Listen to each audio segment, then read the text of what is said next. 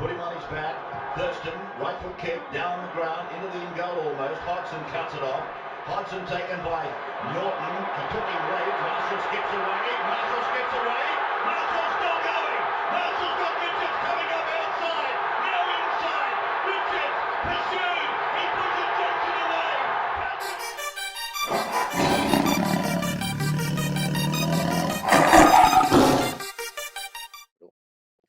Good evening, everybody. You're back for another episode, a little bit different, the Tiger Town podcast with your hosts, Zac and Toby, in the flesh, real, Wednesday, 8th of May, brought to you by Best On Ground Digital, bestongrounddigital.com, digital marketing agency. Slow down, Zac. It looks after the little guy. They will not steer you wrong, bestongrounddigital.com. Interesting setup. We're mixing it up a little bit. Blame this guy. I'm blaming this guy. I would.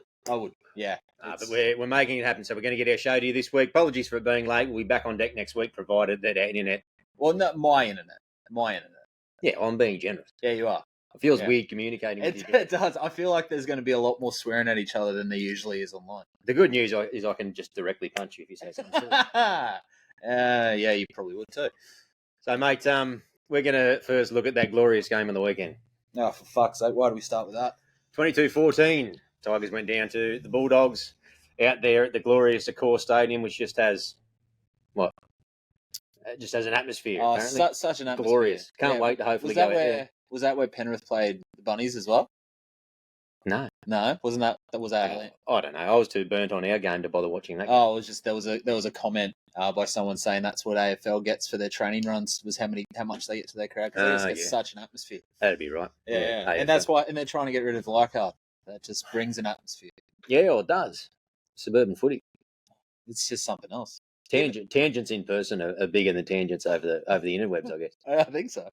Mate, how do you sum up the game? I mean, I'm going to ban you from using the words referee, Casey, or Badger, just in your brief summary. We'll get to it a little bit later, but outside of that. To be honest. Yeah, well, be honest. Yeah, well, I always have to be honest. It was our fault. You can say the referee all you want, but we just didn't come out of the sheds. So we had that game to win. That game was there to win. Yeah. And we didn't run hard enough, we didn't hit up hard enough, and we didn't take our chances. So, there was, as you mentioned, we'll talk about those contentious decisions and the numerous amount of them. But I think that the loss is our doing. Mm. Yeah, and I mean, let's be honest. If we're half serious, and you said the same thing, if we're half serious, or even fully serious for that matter, if we are serious about becoming a serious football team, you got to take ownership of the stuff you can control. Yeah, and as much as we talk about the refs every single week, it seems, particularly lately, and rightly so. Yeah. And we will get to that again this week. It behooves us to try to march that or tread that path, the road less travelled, in terms of just turning the spotlight back on ourselves. Because as a lot of other pundits love to point out at us being West Tigers fans, is the moment that we lose, we never talk about our own side. Not us particularly, any West Tigers fan. Yeah. It's always a problem with a ref or a decision or the bounce of the ball. Look, I think both things are true to a degree. I think that the second half, I agree, lackluster. But we weren't allowed to get into the game in the second half to wit, I think, which was somewhat, or whatever percentage that is, 60% due to, 30% due to the officiating. So, look, if we go through some basic stats, Bulldogs had the majority of the ball in the end, given how much they dominated that second half. It really swung tremendously. As you would expect, more runs, more run meters, more post contact are comparable. Line breaks were equal. We had more tackle breaks. Average set distance, they were all over us in that regard, and I think a lot of that came to the fact that Caesar was under pressure with his kicking game a lot. It was, yeah. And it's interesting, but you look back at the game and the kick pressure, the people that were putting the kick pressure on, they must have been Usain Bolt to get off the line as quickly as they did. Yeah. So, and that's what I'm referring to. Yeah. people have also spoken about how the touchies have let Badger down on the weekend. But you tell me, and I know that on the weekend we weren't as good at getting to the advantage line or receiving the ball on the advantage line, and we didn't have our regular service in terms of Jake being there as much as he played well. Thought he played very well, actually. But our forwards were receiving the ball in line with the ruck, essentially, somewhat flat-footed, and they had defenders on them every time. So I don't care how good your conditioning is. You can't sprint off the line perfectly that well for 40 minutes, much less 80 minutes. No. So I don't know whether the 10 metres was 10 metres or the 10 metres was 8.1 or it was 6.8 or whatever it is. But yeah, look, it definitely wasn't a hard 10. And you look back at the game and, there was a number of times where not just the Bulldogs, but we were probably given a little bit of free rein, but just, again, it just seems to be when these decisions or when these no decisions, you can sort of say, or no calls seem to happen, they just seem to happen consistently in times when momentum is against us. And yeah, it's frustrating. But like I said, I don't feel like the loss is like, you'll have quite a few people probably putting this on the ref. And, let's be honest, Casey Badger wasn't fantastic. No, she was awful. Yeah. It was the worst example of officiating in an NRL game I've ever seen in my life. Yeah, exactly. And, that's, everyone is saying that, there was an article written, who was it? I think it was Dean Ritchie today. And, he's talking about all the abuse or all the things that the refs cop. And I agree with him. It's a hard job to do. But they get paid quite well compared to the everyday Joe. If they can't handle, I guess, feedback, if it's constructive feedback, if it's these idiots, bad-mouthing them or swearing at them or calling them names, or, God, there was times when refs were getting death threats, said these guys are idiots. But if it's constructive feedback and you're not doing the right job, take the constructive feedback and move on. And even more so, I'll put a line on it and try to sum it up, basically, and say that I don't care whether you're a man, woman, cow, friggin' banana. If you're going out there first-grade referee with a whistle in your hand, you are putting yourself in a position where you are at the behest of fans, players, coaches alike, and you are going to be judged, and rightly so. If you don't like it, don't do it. Exactly. So I make no apologies for criticisms on Casey Badger's performance. And I'm not even going to get into the argument, the issues with her being female versus being male. That's been done to death. Everybody knows that comments being made in regards to her being a female are as helpful as they are irrelevant. It doesn't have a place. And I'm not even going to go down that track because it's as obvious as the day is long. So the point is, though, she's a ref. Yeah. And if you want to be a ref in first grade, it comes with the territory. I mean, how often have I badmouthed the Sutton brothers? Correct. I mean, it's got nothing to do with gender. It's got nothing to do with that. It was the fact that you showed up to do a job and you did not do the job. You're awful. She was awful. And she's been picked again this week. And that is a deep concern, because if someone is being judged purely on merit, she doesn't get picked, and she's gotten picked. So either we're running out of refs, which I don't think is the case, or... Who knows? Maybe. Yeah. We seem to be blooding a lot these days. Yeah, there is a few coming through. So we're not going to harp on that too much, and I think given the show is a little bit later in the week, I think you all are probably a little bit sick of hearing about it. I know that I'm sick of reading about it to a degree. So let's pivot and talk about how we contributed to that loss on the weekend, which, as you said, is another one. It seems as though is the game that got away. The Dragons game, the Dolphins game, the Bulldogs game were all decent opportunities for us to nab 2, 4, 6 points. Even the Penrith game. Even the Penrith game at points, yeah. Actually, before we talk about what went wrong, what went right? What did we do well? Because we led 14-6. That first half. Yep. We had intent. We tackled hard. We ran hard. We wanted to play for the man next to them. Yeah. That's what was there. It was all about that. It seemed like, and again, you can take everything you can throw everything you want at Casey Badger, but we didn't come out of that tunnel the same team. That was it. We really didn't. As soon as that first hit up, you watch that first hit up from the Bulldogs, they wanted it more. and we didn't match that intensity. Yeah. And that was very, very frustrating because, again, that game was ours to win. Yep. And, yeah, we, at a point, threw in the towel. And, frustrations got the better of everyone. Things seemed to boil over. But, yeah, that first half, I was watching that first half and I was sitting there going, okay, we're starting to find our groove again. But, yeah. I said it last week. We looked our best when we played footy. Yeah. They played footy early in the game and it came off and bang, we're up. Easy. It's the first time we've been up and flying in a game this year. And I thought, okay, how good's this? This will be interesting to see how it goes. And I fully expected Bulldogs to come back at some point, even prior to half-time. But for me, we lost it in the first 20 minutes after half-time. The last 20 minutes of the game, we were that gassed from what we allowed to have done to us that was the big issue. So I like the fact we were playing footy early, but then again we went away from it and we stopped shifting the ball effectively. Our passes still, and whether it's Caesar or sometimes I'm just seeing Caesar as the link, they're still a half foot out. They're a few inches out of position. They're not where they need to be. There's no crispness there. No, there's not. And so we made space on that side, and Jareem had another opportunity as well that we bombed. Yeah. We nearly went back to back. But you were talking about intent coming out in that second half. To me, and I think I might have even said this out loud, it's again another instance, another phase of a game this year already where I was watching it by myself, but I'm pretty sure I said this out loud. Why do we bend ourselves over in games just to be taken advantage of?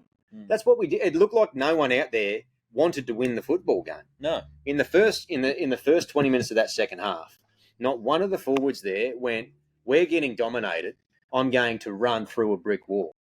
I don't care if I get gang tackled. I need to show intent. It's the only way you do. You've got two options. Either you spin it effectively and get around it, or you fight fire with fire. None of them did that. No one. No. And they just allowed themselves to be bent over and fucked. Well, the only one that really showed that in the second half was Clemmer, but he wasn't brought on until the final 15 minutes. Yeah. And for me, that's, he's a rookie coach. We got to give him everything. But that's, again, another poor use of interchange by Benji. Yeah, it's hard, though, isn't it? Because you can't throw your starting pack back on so early in the second half. But they missed a trick. Yeah, well, you can't. But at the same time, you can if you are getting that dominated. Yeah. And if you're not that... If it's almost the exact opposite in the first half, and especially in that first 20 minutes, there is a clear, link there, and that was our starting front row was playing better than our bench front rows. So, if that's the case, you sit there, you hook them, and you say, you guys play that, and you know that Steph and Clem will be happy to play another 30 minutes straight. That's not an issue for them. So, again, it is Benji's poor use of the interchange. Yeah, and like I said, it just seemed to me as well as they're happy at the moment to just let the other teams come and get them. They just want to play through their simple structures. I'm worried that they're sticking to the game plan too much. Oh yeah, and the game plan is too conservative. And the only people I see bravely go outside of that is the likes of Appy and even John Bateman earlier in the season, where they will shoot out of or even Caesar, they'll shoot out of the line and try to put a hit on. They'll try to change momentum because if you don't arbitrarily change momentum, either you're hoping for a penalty or, like I said, other teams will just steamroll you. And that's what happened. They put 3 tries on us and steamrolled us. 2 tries, in the second half and steamrolled us. And we were just helpless. We just sat back and they just rolled over the top of us and then 8-point loss at the end of the game. But the thing that I guess frustrates me is when we played with 11 men. That was the only time in that second half I can honestly say they played for each other. Only because they had to. Yeah, credit. They still put in that situation. Bulldogs. Oh, yeah. They cooked the chook on that one, trying to score on every play. They really should have put a score on. Credit to the boys for not allowing that to happen. But like we said, at that point, while I was talking about the last 20 minutes and the game was gone, it was only 8 points. 20 minutes is forever. We just didn't look as though anybody had the energy left because they'd buggered themselves over because they'd been smashed in the start of that second half. And there was nobody there, like I said, again, to take the game on. There was nobody looking across that 13 on the paddock or even the 17 at that point where you thought this person will take the game on, barring maybe an ex-school kid in Lachlan Gale. Yeah, and I don't know, even Galvin kind of looked a little bit flat, and that concerns me, not for the fact that it's, we expect so much from this kid, but potentially that attitude or that mentality. I really hope it's not starting to bleach, like to bleed into him. That's me being a pessimist and me, playing devil's advocate here, but it's definitely something that could become a concern because it has happened to a couple of our players. I mean, you and I were massive Noffa fans 5 years ago. Huge Noffa fans. Oh, don't mention his name. We don't have enough time to be able to talk about that peanut. Who's been late for training for Salford twice, by the way? Yeah. I'm not showing up. Yeah. He's nowhere. Yeah, look, it was disappointing on so many levels. The Bulldogs came out and played a good plan, and we should have had enough impetus and enough football nous in that game, in that football team, to at least try to go with them. When we didn't try to go with them, and that's what really shit me. They let the Bulldogs have their way with us. Essentially, they were having their way in the wrestle. They were having their way off their line speed, and they were shutting down everything before we had the opportunity to get anything. Caesar's ability to find time kicking the football was terrible, but it's not just in isolation. Caesar receiving the ball and kicking in isolation under pressure is not just in isolation or in a vacuum under pressure. It's what is the speed of the play of the ball, which is going back to how did the ball carrier fight on the ground to get a minor half second advantage in the play of the ball. It's what are the other players around? I know you can't block now, but what's going on around there? It's what other decoy formations do we have? Do we have a second decoy kicker? Do we switch Caesar up from time to time? They just sat there and they, in a rigid manner, passed the ball to Caesar, who was the main kicker, fifth tackle, every set in the same position, didn't move back, didn't move sideways, didn't try something different, just, here you go, Bulldogs, this is all we've got. We've got one gear and you're welcome to come and dominate us. Yeah. So, yeah, look, just disappointing. Again, it's disappointing. This team is showing so much in so many areas, and again, they're just not doing what they need to do to get the wins. No. 3 tries to 2. Yeah, and I believe that's the 4th or 5th game where, maybe the 4th, 3rd, I don't know. It's a number of games this year where we've lost by a try essentially, but obviously our kicking game or our goal kicking has let us down as well. Yeah.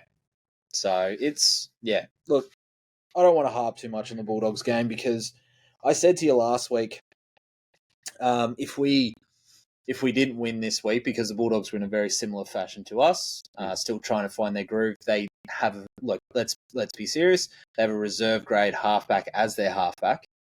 Drew Hutchison is a utility at best. We both agree on that. If we lost that game, we've gone backwards in my opinion, and I feel that we have. So okay, compared to the start of the year, I don't in the slightest. I'm annoyed with this early plateau. We've showed so much so early, and like we said last week, every time we can't get to the next step. That's the problem. The next step is winning these games against teams in similar positions on the ladder, winning these tight games. We're doing everything but. We're looking at the stats here now. They had more missed tackles and more ineffective tackles. So we had more tackle breaks than them. We had equal amount of line breaks. We tackled at 84%. They tackled at 83 or 84. Sorry, we tackled at 88%. They tackled at 83%. We're again. If Benji wants us to do the fundamentals, we're doing them, but we're not fucking winning. Well, it's because we just can't get that next little section. Well, it's because and he said it in the pre-game interview again. He was like, I said last week, attack's the last thing I want to work on. I want to get the fundamentals right. But hopefully I see some attack this week. And I'll be honest, in that first half, it looked like they were listening to him. Yeah. They were listening to him. Like that, I don't know if it's our first or second try when we made that break down the right-hand side. But that was in our own 20, and that was Buller doing a basketball pass over the top. I mean, that's, like you said, we play our best footy when we chance our hand. Yeah. And, that doesn't mean throwing a fucking Benji flick in the 05 grand final. It doesn't have to be risky. It means playing football. Yeah. Playing expansive football. Yeah. And they did it so well. And what was funny about that is they did it so easily, and they didn't look overly slick, in my opinion. No. We look slow this year on all swings or movements. We looked kind of slow there. And then all of a sudden we had space and overlap. I was like, how'd that happen? Yeah. But then we did it again. We just bombed the second one. So, yeah, look, again, I think in terms of reorienting expectations around these sorts of things, it's very, very easy to get caught up in early success, to get caught up in positives in a number of areas that we're seeing a lot of surprise and goodwill. Sam Weller has jumped out of the ground and is doing a wonderful job. Lockie Galvin's been a sensation. And we've got a lot of other good signs in that regard. Steph even started the year brilliantly, as we've spoken about plenty of times. But I think that I don't want to do this because I want to win football games. But I think the team and the side and the coaching staff, they've already got an eye on next year. And it hurts me to say, we spoke about it last week, that I don't expect to see a great deal too many more wins because I don't think that they're chasing wins. And I know that sounds weird, but I don't think that they are tremendously concerned with the wins, more the process. So do we get all the fundamentals right next year? Because next year we're going to improve our cattle again, and then hopefully again and again as the juniors come through. I think they're looking to slow build. They're focusing on laying foundations. We spoke about this last week, though. The problem with that, if you emphasise the process too much, is that you're not focusing on the true end goal. The true end goal of football is to win football games. But not just that. And you can't win games if you don't play football and you don't score points. Yeah, but not just that too. I mean, like I said, off the back of when you say that they don't seem to be focused on winning games. They're focusing on next year. Losing week after week after week hurts these young guys' confidence. And Benji can say all he bloody wants to him, like, oh, don't worry about it. We're thinking of next year. We're doing this. We're doing that. It still hasn't changed the fact that these boys are used to winning. They're used to winning. Yeah, and it's a different mentality when you go in and you're like, I've been winning for so long, so this is what losing feels like. It doesn't feel good. And so, you've got to go out there and we're not expected to beat the Storm. We're not expected to beat the Broncos. We're not expected to beat the Panthers. And that's fine. If we did, fucking great. But we're not expected to that. But we're expected to at least challenge and at least try to beat these lower teams. Look, I don't feel for 1 second that they're not going into the game trying to win the game. But what I'm talking about is desperation at times, being willing to go away from the game plan when the game plan isn't working. And I think that Benji is instilling a process-driven mindset where they are not frightened to, but they are working on sticking to it no matter what, trying to trust their systems. And that all sounds well and good like a modern philosophy. Penrith thrive on it. Trust the system. Trust the system. When they're behind in games, play Penrith football, stay in the game, and it will turn. And it does. But it turns because they get full of stars. Yeah. It doesn't turn because your system is some miraculous coaching marvel. Look, we're going around in circles a little bit, and that's largely my fault, but it irritates me. I don't for a second think they're not trying to win football games. It's just, I think there needs to be more of an emphasis placed upon that within the side, and I want to see more people take the fight to other teams. Whenever we come up against these mid-tier teams, and we've done it for 2 decades, mate, the other teams always lift. St George always lifts against us. Cronulla always lifts. Cronulla are going good this year, but Bulldogs always lift. We've never been able to beat teams around us. We've always, when we've done reasonably well or been okay, we've had a lot of surprising upsets and wins. Yeah. And then against teams around us or below us, complacency or whatever word you want to use. I want players that go after, that are hungry to win. Like, you hear the way that Luai talks. I see that in him, and I believe every minute of it. I want him now. I want him yesterday. Because he needs to get that mentality, that sick, toxic competitiveness. We need it. We don't have it. No. And John Bateman can't do it all on his own, because as soon as it doesn't happen for him as an individual, it just ekes out the sides and it's penalties and it's all the sort of nonsense that comes with that. So, that needs to change and it needs to turn. But look, it will. It's what was that, round 9? It's a long season, and I need to take a breath. So I'm going to take a breath. Okay. Let's before we move on to previewing this game, and apologies, guys, it's a one-off in a lot of ways that we spoke about earlier with this show. Will be a bit of a shorter show, understandably, if you're watching. Sorry about that. But we're doing our best in the situation. So maybe switch on over to the audio this week and swing back to YouTube next week for some of our maybe visual analysis if we've got your internet up and running. Look, let me just get onto my internet provider and put a gun to their head. who played well? Very briefly, who was a shining light for me? I actually like what Jake Simpkin. I was definitely gonna echo that as well. Yeah, good on you, Jake. He played a really good game. There was a lot of weight on his shoulders. Latu was injured, which not a lot of people caught. 7 minutes in the second half, he actually just tenderly hobbled off. It didn't seem major, but he obviously isn't named this week. It's a reoccurrence of that hamstring, I think, from all reports. So he played big minutes. Yep. Held his own. His service was very good. He didn't get rolled in the middle. He did a pretty good job. So that was a good game. Yeah, it was. I think he, you can't replace Appy. Appy has something about him that just, he's just a world-class player. He's a leader. But you and I, and we've said this so many times, we are huge fans of Jakey. Always have been. His development has just been hampered thanks to a myriad of things. But that was the Jakey I remember from when he first onto the scene. He was in everything. He was trying to just do everything. And didn't overplay his hand, didn't throw any really silly passes, didn't throw all these Reed Marnie forward passes that kept getting missed. It was I thought he was really, really good, and I'm very glad that he kept his spot in the side this week.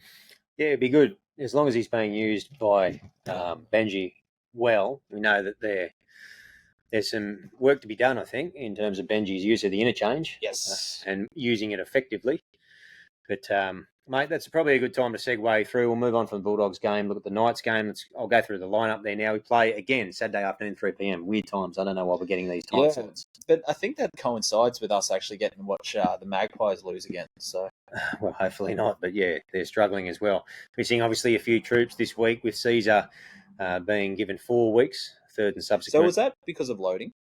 I think it was a contributing factor. Yeah. And it's a lucky dip in the judiciary at the moment as well. Considering he didn't actually put weight on his foot, he still got him in a dangerous position. I thought he was going to get sin bin, and I was very surprised. He probably deserved to be sin bin. Yeah, I think he did too. It was dangerous, and based upon everything else, rightly so. I think 4 weeks is steep, but you don't know what role loading played. 2, I think, would have been sufficient. I think it was comparable to Lockie Galvin's, to be honest. Yeah, so do I. If anything, I think Lockie Galvin's was worse. Yeah. Okay, so Jerome Buller at fullback, Charlie Staines and Brent Naden moves on to the wing with Alomalo dropped. Probably unfairly. I think he's been doing a good job. Yeah, I don't think he's done anything that could force that drop. So definitely got himself there at first drop, so to speak. It was a good backup. I think he's only going to come along better. Yep. Now Stafford Tower returns at centres, which is interesting. He must be right up there in the pecking order in terms of coming back from an ankle syndesmosis. Yeah. Which was a hip drop, by the way, earlier in the year. They got 3 to 4 weeks, and we didn't get even a penalty in that game. What was that for? Was that the Raiders? I think it was the Raiders because it was the first game, I think, wasn't it, that it happened? Must have been. Round 1 or round 2. I can't remember. Yeah. Yeah. Yeah, it would have been, because I remember sitting there thinking after that Raiders game, I was very disappointed with Toa's performance. So I actually, for me, I thought Naden was doing a good job in in the centres. So I think that's actually Benji's looking to bring Stafford Tower in to have a little bit more experience through that back line, I think. Pushing Naden out to the wing, he's a good winger as well. He's a versatile player. He's a big body. He's fast. He can leap. So he can play wing as well, but he's doing a good job in the centres. And then Stafford, we've seen some good from him and a little bit of underwhelming as well. Yeah. So we just, he's still a young man, still only 23, I think. So hopefully he's a lot younger than people think. Yeah, I think just because he's been around for so long. Yeah, but I think he was one of our best last year. So that's why I think, or maybe I expected too much from him against the Raiders game. So hopefully he can find his form again. And I was very happy with what he brought last year. So defensively, Toa needs to work on what he needs to. That means we've got some really great defensive centres. Yeah, exactly. Justin Olam is the other centre, and he was much improved on the weekend. Yeah, his defence is better. Yeah, definitely. Better decision making, and wasn't racing in out of the blue. In fact, raced in a couple of times and shut it. They umbrellaed right in and shut it right down, which was good to see. Yeah.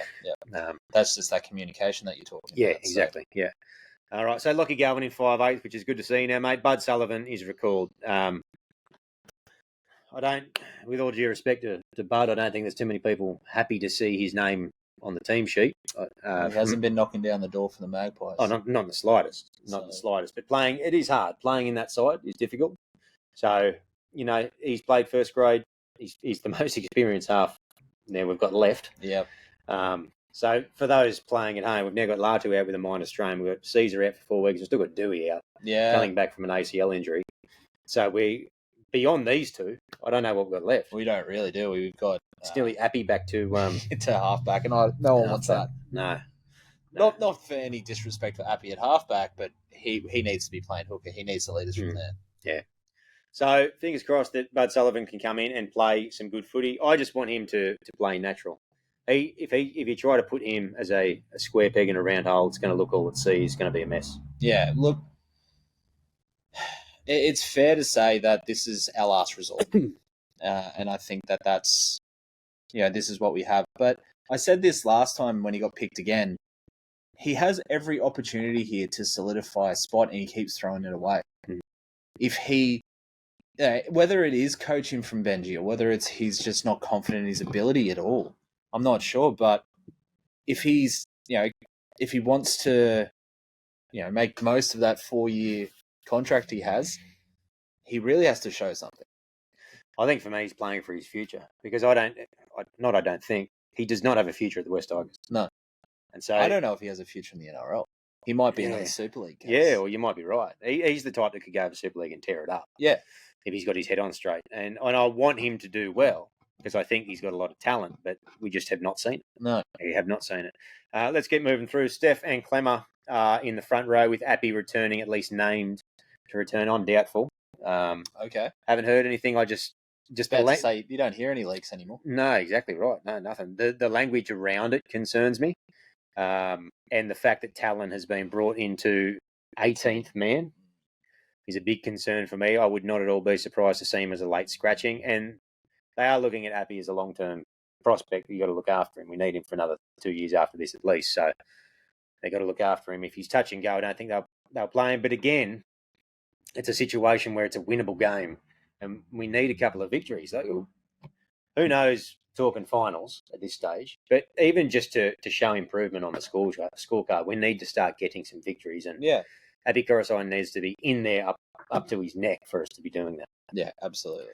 Sam Weller is second row, retaining his spot. He's just going from strength to strength. And sooner or later, he's going to have a big breakout game. Rookie of the year. I think he's eligible for Rookie of the Year. Is he? I think so. I think he only played 4 or 3, maybe. Last year. Yeah, I think he only played 3. I think you have to play more than 5, don't you? I think so, yeah. So he might be eligible. No suspensions, hopefully. Fingers crossed. No. What was that? I don't know. It's like the old Chief, that's goal. Yeah. Terrible. What a goober. That's not very nice. That was a great thing. I love Where's the Goal. Yeah, Chief's a goob, though. Chief and Spud. The combo, yeah. That was so good. Yeah. Tangents. Love a good tangent. So John Bateman returns at the second row. We've got Papali'i going into lock, which is an interesting one. Yeah. I really like it. Why? John Bateman plays best in the second row because he solidifies our edge. Yeah, that we know. Locks up our edge. Papali'i defensively caused 2 direct tries on the weekend. And I continue to harp on about his overcommitment. And his lateral movement. Same thing happened again. The reason that Burton sliced through for Cherry's try was because Papali'i pushed in too hard. The ball then went past, kicked on, and then Caesar was too wide to cover and didn't have the inside cover there from Papali'i. I think Papali'i's, and I want to get creative with him. I want to see Papali'i in the prop rotation. I would drop Twal. I would drop Seyfarth. Now, I don't have a lock option at the moment. Maybe Madamu is that. But Twal, for me, he's playing reserve grade for a while. I'd push Papali'i to the bench, and I'd have Pole and Papali'i as my forward rotation. Okay. Because I just think... I don't hate it. Yeah, I think we would... Because he's versatile. Because then you could even keep Seyfarth there on the bench if you want. Because then you've got Papali'i and Seyfarth that could both play middle or edge if you need to. Yep. And there's enough there. And I think Papali'i in a impact role could do a decent job. And remember, he's not on astronomical money. He's not on 800 or 900. He's on 650, which for a starting second rower in this day and age is not insane. I wouldn't mind seeing what ball skills he has too, and maybe lock is his position. Yeah, well, he also expressed an interest in wanting to play in the middle around when he was leaving Parramatta as well, and that was in the discussion. So whether or not that was at prop, I think he can certainly fill that role. He's got the size. He's not overly tall, but he's thick and built enough. He's definitely built like Polo is. Yeah, and I think he's got a high work rate, so he can tackle himself to a standstill. He won't be as susceptible as he is on the edge. I have a feeling on the weekend our edges are going to look better. I have a concern about Bud, and maybe that's why. Yep. Maybe that's a consideration. Yeah, okay. But as I've said in previous episodes, Bud's defence is better than people give him credit for. It has been. But he's always been on Papali'i's side. Correct, and that's what I was going to say. Is that the combination on that side with his second rower, which is Papali'i, has always been a large concern. Yeah. So, excuse me, whether that's playing into it, I actually was going to float this last year, and when I saw it pop up, I thought I like that because he's showing something different. Yeah. Yep. Look, now that you've explained it like that, I'm very keen to see how it goes. Yeah. So, sorry. So then we've got Jake Simpkin, we mentioned before, who played well last week in the 14, well deserved. I hope he gets decent 25 minutes. 100%. Yep. I think Benji's got to realise, as much as Appy wants to stay on the field, he's best used when he's a bit fresh. So give him that break. And I've said it before, I would be happy to see Jake put 5 kilos on, play as a 14 hooker replacement, but also then move into lock. Yep. Got the passing skills, got the work rate. Yeah, you stole that from me. And could be a little bit of a running threat. You stole that from me. I said it 3 years ago. What? No, you didn't. This is what Toby tries to do, ladies and gentlemen. And then we've got Alex Twal, who has been extremely underwhelming for me and needs a stint in reserves. I would 100% drop Twal. He's not offering nothing at the moment. But see, I don't think he's doing anything bad. That's the thing. For me, he's not doing anywhere near enough. I'm just going to, interestingly enough, before we push on, I just want to see... Who ran for 182 metres? Is that Jerome? Sorry, folks. We're just looking at the individual stats here. So, Alex Twal, 68 metres, 9 runs. Barely remember him being on the field. Not doing enough for me. Seyfarth on the weekend, 2 runs for 10. How long did Seyfarth 15 minutes. play for? Yeah, but he punched on. So. He punched on and then he walked off. Yeah. So the rest of the bench there is Seyfarth and then Polo. Just quick tangent. Did you see what Andrew John said about that whole situation? Oh, there's quite a few of them not happy with Reid Marnie. Yeah, someone wants to just put him on his chin, put it on his chin, just so he can learn that, don't just keep walking into these situations. Well, the fact the same thing used to happen to Mick Ennis, but Mick Ennis would fight back. He'd actually stand his ground. Yeah, exactly right. And it's a big issue. Yeah, and I actually watched the Jack Hetherington in the tunnel footage after the weekend. Yeah, and you understand it. I kind of was on Jack Hetherington's side. Yeah. Because it was the comeuppance that Reid Marnie needs. And the referees aren't doing enough. Marnie shit himself too? Oh, yeah. He's it's good. Get him off. Yeah. You can't have it in the game. No. All right. And so then the extended reserves list is Talon De Silva, Alem Arlo, Asu Kapoa for some reason, Alex Lobb for some reason, and Solomon Fa'atape. Mate, do you give us a chance against the Knights? Yes. Yep. Yeah. Big, small, little, ugly. Look, we had the Bulldogs. I think that we can learn from that game. Hope so. So I think I'm going to go with us securing this one. Okay. And I think we'll do it not comfortably, but I think we'll do it to a point where we aren't shitting ourselves for 15, 20 minutes. What's the score? I'm going to say 28-14. Okay, that'd be good. So the Knights often get up for us. Yeah. That's the problem. And they've got Frizzell back. Or Corbin Sim kicks the ball and they give it a try. Yeah, no comment. How do you beat them? What's your tactic? See, that's the thing. I was... it would always be, focus on Kalen Ponga. But for me, it's their centres. It's the centre pairing of Gagai and Bradman Best, especially now Gagai, I think he resigned for another year with the Knights. So did he? So he turned down the Roosters? Okay. Yeah. That's what I read. Was it? Yeah. Okay. Now that he's settled, he's probably going to be a little bit more relaxed and play his natural game, which is dangerous. Yeah, okay. So I think if you can limit the amount of ball that they get, I think you can go a long way to beat him. And now that you're saying that our edges are a bit more sharper in terms of defence, I think that can happen. Okay. Bold prediction? I reckon Jakey's going to get over for a crash. Oh, you peanut. You took mine. Yeah, but you didn't tell me, so it's not like I stole it. No, I didn't. No, that's what I'm saying. So just double up. We can both have the same bold prediction. Great minds. Great mind. Yeah, so I agree. I reckon that Jake Simpkin will crash over for a try. I can't see us beating anybody convincingly at the moment. Yeah. 18-14, us. Only if I'm tipping, I'm always dubious. Yeah. I'm going to lean our way. You've got to lean our way for the most part if it's touch and go. Yep. For me, the way you beat them, I like what you're talking about the edge. I'd go at Kai Pearce-Paul's edge. I don't know that he's. I've only watched bits and pieces, but he's new. He's new to the league. Solid. Yeah, he's new to the league. I'm just saying defensively and decision making, and then I bomb them. So I bomb and compete with Marju, and I bomb Armstrong. Who's on Marju's? Is it Naden? Naden's on Marju's side. Okay, so that's a good matchup. Yeah, and I don't often talk kicks in terms of tactics, but this time around, I think you compete and you bomb hard, and you get Buller and Naden at them. Yeah, and we can test our contestation. Our contesting of kicks has not been great for a long time. I think contestation's a word. Yeah, I know. That's why I said it dubiously. Dubious, but that's what I think. Righto, mate. So again, we might wrap that up there. Yeah. You've got us relatively comfortably. I got us at 18-14 for the win. Yep. Tamworth. All right. Fingers crossed. 3 o'clock. Get there. 3 o'clock. And if you're at Tamworth and you listen to us, take some photos. Let's see what the atmosphere's like, because I'd be loving to see there. Tamworth's not too far from our hometown. So 100%. And if you do take photos and you are at the game, that's unreal.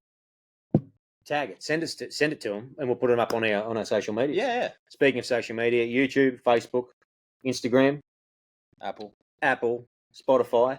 That's all the platforms that you'll find us on. We interact on all of those. Mm-hmm. We're on a multitude of the West Tigers fan pages as well. And the communities around those have been really supportive of us and loving our content. Lots of engagement around that, which is fantastic. It's been awesome. I think, especially you putting up the junior stuff. They're loving that. So. Yeah, the junior stuff. We try to do that when we can, which is wonderful. Staying apprised of that. Obviously, Jersey Flegg have got their game coming up this weekend as well, and they're going pretty good, sitting second on the ladder, which is good. A lot of names that we haven't heard a whole lot of coming through, so the boys are playing for themselves quite well there. Nice. Mate, any more thoughts on the Knights game before we wrap ourselves up? Nah. Look, again, like we said, it's a shorter one this week, but I think we've probably said our piece and happy to see a win on the weekend. Well, it's somewhat of a regular show, but just without a 20-minute breakdown of the referee bashing. Yeah. With every single decision. Yeah, that was pretty good. That was pretty good last week. It was. You did well. Thank you. No, it was a good addition. And it was received well, too, I'll be glad. Yeah, people seem to like that. Yeah. If you did seem to like it, make sure you let us know, because that's how we respond to our feedback. And I'm a glory hound, so just let me know I did a good job.